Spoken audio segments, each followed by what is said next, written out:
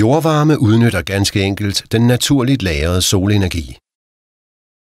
Ved at nedgrave en kollektorslange i jorden i ca. 1 meters dybde, kan du udnytte den ressource, som findes i jorden, ganske gratis.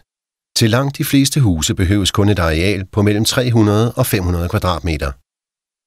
Varmen i jorden overføres til brinevæsken, en blanding af vand og sprit, som slangen er fyldt med. Brinen pumpes ind i huset til varmepumpen. I varmepumpens fordamper overføres varmen. Her viser naturvarme sine fantastiske egenskaber og giver gratis energi til huset.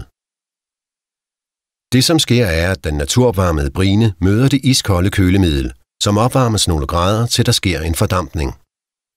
Kølemidlet ledes derefter ind i kompressoren. Ved hjælp af kølemidlet øges trykket i kompressoren, og temperaturen stiger hurtigt fra 0 til 100 grader.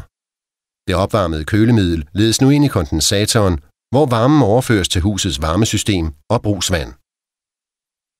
Den varme, som nu er skabt, giver dig varmt brugsvand og skøn varme via husets radiatorer eller gulvvarmesystem. Naturvarme er enkelt og genialt. Ved at installere jordvarme anvender du naturens ressourcer, som er ganske gratis. De få grader, som vi låner fra naturen, dækker hele husets behov for varme og varmt vand. Naturvarme giver dig omgående en besparelse i hverdagen.